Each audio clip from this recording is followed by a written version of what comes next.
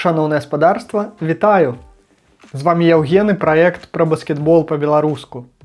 Літаральна некалькі дзён таму скончыўся першы раунд плэй-офф Нацыянальнай баскетбольнай асацыяцыі сезону 24-25.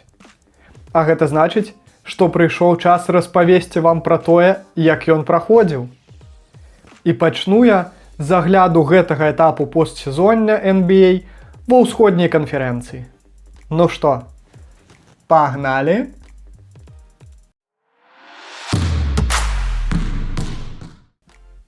Майамі ў гэтым сезоне прайшоў праз многае.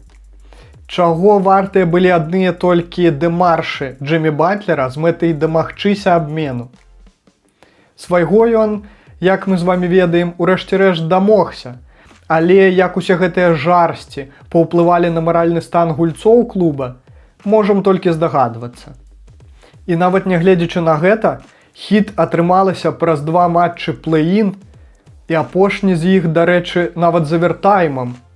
Не проста праціснуцца ў плэй-офф, але і зрабіцца першай камандай у гісторыі лігі, якая патрапіла туды з 10-га месца ў канферэнцыі. І ўсё гэта толькі для таго, каб сустрэцца з Кліўлендам, пераможцам рэгулярнага чэмпіяната ўсходняй канферэнцыі і адным з 2 найлепшых клубаў гэтага сезону. І тут ужо рэкорды ставіліся на фларыдцах, якія абсалютна нічога не маглі супрацьпаставіць кавалерыстам. Нават нягледзячы на траўмы і не заўсёды найлепшую гульню лідараў апошніх.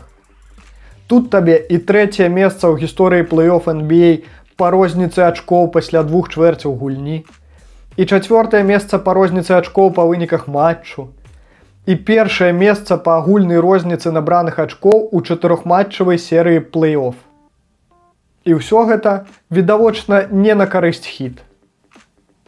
Карацей, Кліўленд свіпнуў Майамі з лікам 4-0 і упэўнена вырушыў у паўфінал канферэнцыі.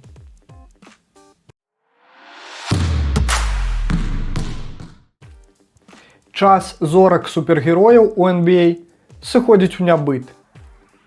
Калі распавесці камусьці, хто не так даўно цікавіцца лігай, пра тое, што яшчэ менш за пару дзесяцігоддзяў таму адзін суперзорны гулец мог год за годам зацягваць на розныя ступені плэй-офф каманду лічы апошніх ноунеймаў, з вас у найлепшым выпадку пасмяюцца.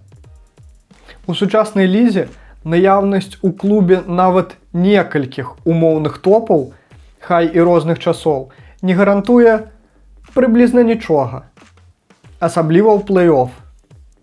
Зараз, відавочна, патрэбныя шматлікія і стабільныя ралевікі і добра наладжаная камандная гульня між імі. І серыя паміж Індыянай і Мілуокі гэта толькі пацвярджае. Яніс увесь сезон змагаўся бы герой грэцкіх эпасаў. Пасля правальнага старту, згубіўшы перад дэдлайнам Мідлтана, а напрыканцы рэгуляркі Ліларда, сваім фенаменальным асабістым выступам не толькі занёс Бакс у плэй-офф, але і даволі ўпэўнена замацаваўся на 3-м месцы ў гонцы за MVP. Але як бы мужна не біўся цар Леанід, персаў было больш.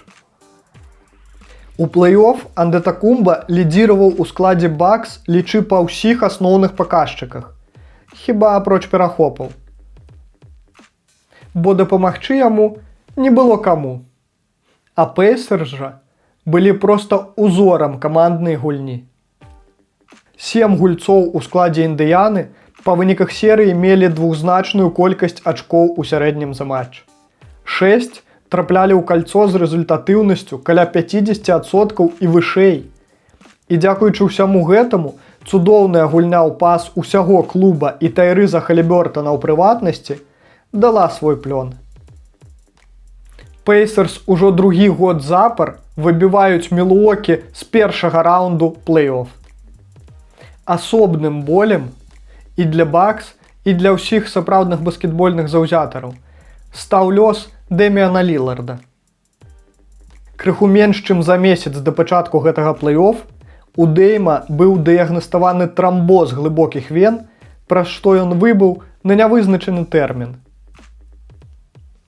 Аднак Лілард праявіў свой ваярскі характар, узнавіўся за месяц і здолеў павярнуцца ў гульню ўжо ў другім матчы серыі. Але толькі для таго, каб у чацвёртым у бескантактнай сітуацыі атрымаць страшную траўму – разрыў ахілава сухажылля. Улічваючы тое, што Дэміану ўлетку будзе ўжо 35, а мінімальны меркаваны тэрмін узнаўлення пасля такой траўмы ад 8 до 12 месяцаў, можа стацца так, што дэйм-тайм у NBA для Ліларда падышоў да свайго канца.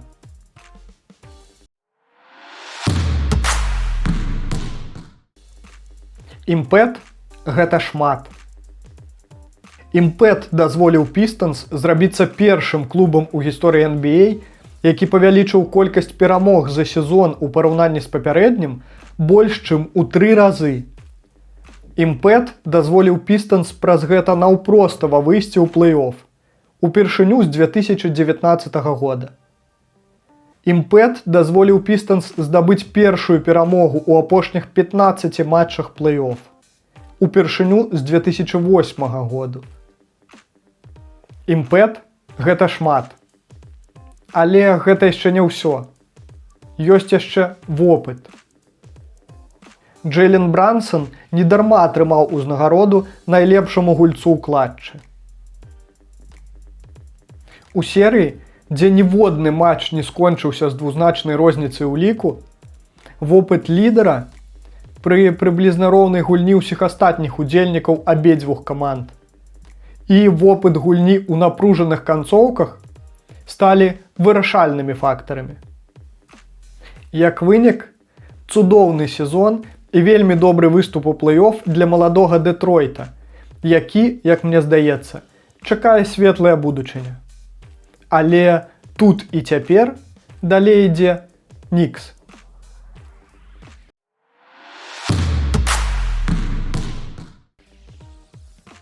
Арланда увесь сезон вымушаныя былі змагацца з траўмамі.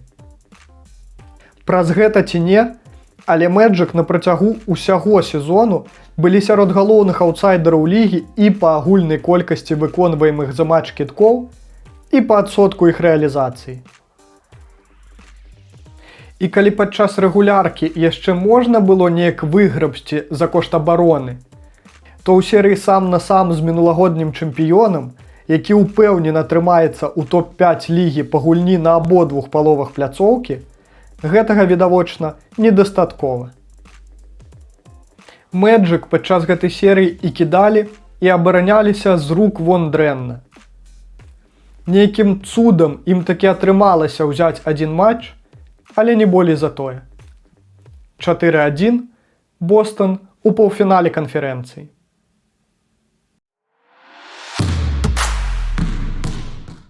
Вось так сфармавалася канчатковая карціна ўдзельнікаў паўфіналаў усходняй канферэнцыі NBA 2025 году.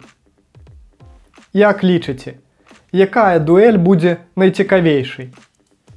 Пішыце ў каментарах і падтрымайце гэтае відэа рэпостам. А з вамі быў Яўген і праект пра баскетбол па-беларуску. Чакайце наступнага выпуску, падпісвайцеся на соцсеткі праекту, глядзіце плэй-оф NBA і хай будзе баскетбол.